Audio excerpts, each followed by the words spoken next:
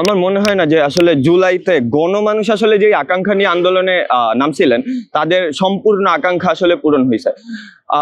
জুলাই গণঅভ্যুত্থানে একটা সম্মুখ সারির একটা প্ল্যাটফর্ম ছিল বৈষম্য বিরোধী ছাত্র আন্দোলন। তো বৈষম্য বিরোধী ছাত্র আন্দোলনের মধ্যে তৎকালীন সময় কিন্তু বিভিন্ন একেবারে ডানপন্থী সংগঠন থেকে শুরু করে ছাত্রদল থেকে শুরু করে বামপন্থী যে জোট, বামপন্থী সংগঠনগুলা এবং হচ্ছে বিভিন্ন ফারেক যে সংগঠনগুলা এবং ইসলামিক বিভিন্ন সংগঠনও আসলে বৈষম্য বিরোধীর ব্যানারে একেবারে সামনে থেকে আসলে আন্দোলনটা পরিচালনা করছেন এবং নেতৃত্ব দিচ্ছেন। কিন্তু এর বাইরে যে একেবারে ঢাকার বাইরে একেবারে মেহনতি মানুষজন কিংবা রিক্সাওয়ালা, চা শ্রমিক, মানে একেবারে যে শ্রমিক শ্রেণী কিংবা মেহনতি জনতা বা দেশের নিম্ন শ্রেণীর মানুষজন বা একেবারে খেটে খাওয়া যার মানুষজন, তারা আসলে আন্দোলনে নামছিলেন। আমার মনে হয় তাদের অবশ্যই একটা অর্থনৈতিক এবং রাজনৈতিক মুক্তির সংগ্রাম ছিল। তাদের যে দৈনন্দিন জীবনের যে সংগ্রাম, এই সংগ্রামটারে আসলে আমরা উপেক্ষা করে যদি বিচ্ছিন্নভাবে সংস্কার করতে চাই, তাইলে আসলে আমার মনে হয় না যে মানুষের যেই আকাঙ্ক্ষা ছিল, জনমানুষের যে আকাঙ্ক্ষা ছিল জুলাইকে ঘিরে, সেইটা আসলে বাস্তবে আসলে আসবে বা বাস্তবায়িত হবে। বরং আমরা যদি আসলে এই জায়গাটার এইভাবে দেখি যে আমরা আসলে দেশের মানুষের যেই সংগ্রামটা ছিল জুলাইতে, ওইটার আসলে শ্রেণী জায়গা থেকে দেখব, তাইলে আমরা দেখব যে মানুষের যে অর্থনৈতিক মুক্তির আকাঙ্ক্ষা, ওইটা আসলে তার আসলে নাগরিক যেই অধিকার, ওইটারই আসলে পুনর্ব্যক্তি। তো আমরা আমাদের যেই বর্তমান সরকার বা আমাদের যেই আগামীতে যে সরকার ক্ষমতায় আসবে, তারা যদি আসলে ওই যে নাগরিক যে অধিকারগুলা, ওই অধিকারগুলাই যদি খেয়াল করেন, বা যে নাগরিক যে সংকটগুলা, যেমন আসলে আমাদের শিক্ষার সংকট, শিক্ষার যে আসলে আমরা যদি খেয়াল করি মাদ্রাসা শিক্ষার মধ্যে দুইটা ভাগ, কমি মাদ্রাসা, আলিয়া মাদ্রাসা। এখানে আসলে তারা আবার বিচ্ছিন্ন নিজেদের মধ্যে। তো আলিয়া মাদ্রাসার যেই ছাত্ররা তারা আবার বিশ্ববিদ্যালয়ে পড়ার সুযোগ পান, এছাড়াও মেইন স্ট্রিমের বিভিন্ন জব করার সুযোগ পান, মেইন স্ট্রিমে আসার সুযোগ পান মূলত। কিন্তু কমি মাদ্রাসার ছেলেদের কিন্তু ওই অবস্থাটা নাই। এছাড়াও যদি আমরা স্কুলের কথা চিন্তা করি, ঢাকার যেই স্কুলগুলো, ওই স্কুলগুলোতে যে পরিমাণ রিসোর্স আছে, আমরা যদি খেয়াল করি যে একেবারে গ্রামে প্রত্যন্ত অঞ্চলে যদি আমরা যাই, ওইখানে দেখবো যে এত ভালো শিক্ষক নাই পড়াশোনা করানোর জন্য, ওইসব ছাত্রদের এত ভালো রিসোর্স নাই ঢাকার মতো, এত ভালো ভালো ক্লাব নাই যার মাধ্যমে তারা আসলে নিজেদের শারীরিক এবং মানসিক বিকাশটা করতে পারবে।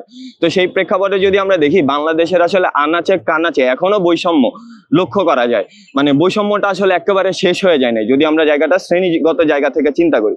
সুতরাং আমার মনে হয় যদি আসলে মানে এই যে বৈষম্যটা, এইটার আসলে মূল উপাদানটা আসলে কোথায়, এটা আসলে কোথা থেকে আসে আসলে ওই যে নাগরিক বিচ্ছিন্নতা থেকে, কিংবা আসলে যখন এই কাঠামোটা আসলে এক্সিস্ট করে, ওই কাঠামোটার যদি আমরা উচ্ছেদ করতে পারি এবং নয় গণতান্ত্রিক একটা ব্যবস্থা আনতে পারি রাষ্ট্রে, যেখানে আসলে আমরা মানে অনেক উন্নয়ন, স্ট্রাকচারাল ডেভেলপমেন্ট না, বরং আসলে মানুষের যে নাগরিক অধিকার যেটা তার প্রয়োজন, যেমন আমার চিকিৎসাটা প্রয়োজন দেশের মানুষের জন্য আসলে, তো এই ব্যবস্থাটা আসলে সরকার করতে পারতেছে কিনা।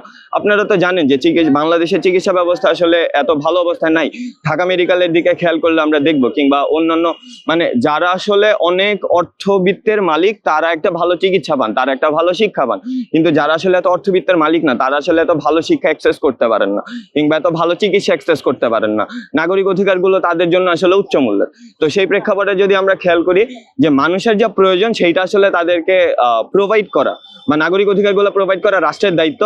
তো আমার মনে হয় সেই প্রেক্ষাপটে রাষ্ট্র যদি নজর দেয়, তাইলেই একমাত্র জুলাই অভ্যুত্থান সফল হবে বলে আমার মনে করি। বাক স্বাধীনতার বিষয়টা আসলে সবসময় খুব মজার ছিল।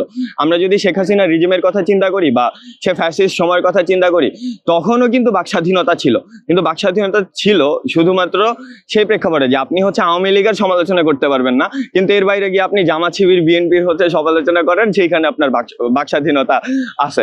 তো এখন আমি মনে করি যে ব্যাপারটা ঠিক এরকমই, যে এখন যারা আসলে রাষ্ট্র ক্ষমতা আসছেন কিংবা আসলে যন্ত্রবর্তী সরকার ক্ষমতায় আসছেন, আমরা যদি আসলে একেবারে ব্রড সেন্সে তাদের সমালোচনা না করে অন্যান্য, যেমন আমরা যদি এখন আওয়ামী লীগের সমালোচনা করি, তাইলে কোনো সমস্যা নেই। কিন্তু যখন আপনারা মব সৃষ্টি করে ওই আওয়ামী লীগের কোনো একটা মানে মানুষকে হত্যা করতেছেন কিংবা আসলে এক্সট্রা জুডিশিয়ালি তারা খুন করতেছেন আলটিমেটলি, তো ওইটা তো আসলে আমার ইনসাফ না।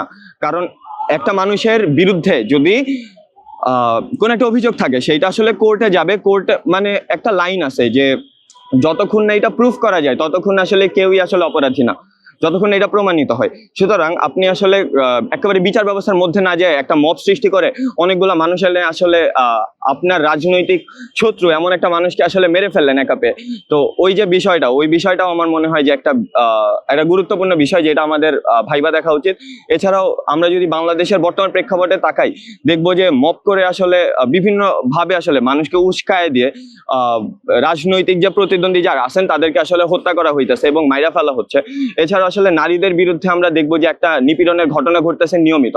আমরা যদি বর্তমানে বাংলাদেশের স্ট্যাটিস্টিক্স খেয়াল করি, দেখবো যে মোটামুটি 5-6 জন নারী ধর্ষণ হয়েছেন শুধুমাত্র গণঅভ্যুত্থানের পর। কিন্তু বাংলাদেশের বেশিরভাগ মানুষ এখনো আসলে রাজনৈতিকভাবে শিক্ষিত হয়ে ওঠেন নাই। তাদের আসলে বুঝতে হবে যে আসলে সরকারের কাছে আসলে আমাদের কি চাই, মানে একজন নাগরিক হিসেবে মানে রাষ্ট্রের একজন মানুষকে আসলে নাগরিক হয়ে উঠতে হবে, এবং নাগরিক হওয়া মানে আসলে সেই বোধটা যে আসলে আমি রাষ্ট্রকে কি দিব এবং রাষ্ট্রের কাছ থেকে আমি কি পাই। আসলে এই যে বোধটা, এটা আসলে গুরুত্বপূর্ণ। রাষ্ট্রের কাছ থেকে আমি শিক্ষা আশা করব, রাষ্ট্রের কাছ থেকে আমি চিকিৎসা আশা করব, যে সে আমার শিক্ষার ব্যবস্থা করবে, আমার চিকিৎসার ব্যবস্থা করবে, আমার বাসস্থানের ব্যবস্থা করবে, আমার যে আসলে শারীরিক এবং মানসিক বিকাশের জন্য একটা মানব শিশুর যা প্রয়োজন তার সবকিছুর ব্যবস্থা করার দায়িত্ব হচ্ছে এই রাষ্ট্রের। তো সেই প্রেক্ষাপটে রাষ্ট্রের আসলে এই যে বিষয়গুলো, এগুলো এড়িয়ে যাওয়ার কোনো অবস্থা নাই। তো এইগুলো যদি রাষ্ট্র প্রোভাইড না করে, কিংবা একটা রাজনৈতিক দল আসলে এইগুলোর মানে এইগুলোর যদি নিশ্চয়তা না দেয়, তাইলে আমার মনে হয় যে জনগণের উচিত আসলে এই ব্যবস্থার বিরুদ্ধে কিংবা ওই সব রাজনৈতিক দলগুলোর বিরুদ্ধে প্রতিরোধ গড়ে তোলা। কারণ আলটিমেটলি যদি আমরা খেয়াল করি, আসলে দেশের অর্থনৈতিক যে ক্ষমতা, এইটা আসলে জনগণের হাতে নাই। দেশের আসলে মূল যে একেবারে সামগ্রিক যে সম্পদের 100 ভাগের মানে 100 ভাগের 90 ভাগই আসলে 10 ভাগ মানুষের হাতে চলে আসছে। তো সেই প্রেক্ষাপটে যদি আমরা দেখি যে আসলে দেশের অর্থনৈতিক যে ক্ষমতা, ওইখানে আসলে দেশের জনগণের হস্তক্ষেপ নাই, বা দেশের জনগণের আসলে রাজনৈতিক অধিকার নাই, বা দেশের জনগণের আসলে সে যে আসলে একটা কিছু চাইবে, তার যে চাওয়া সেইটা আসলে বলার কোনো অবস্থা নেই। তো আমার মনে হয় জনগণের আসলে এইসব ব্যাপারে সচেতন হওয়া উচিত।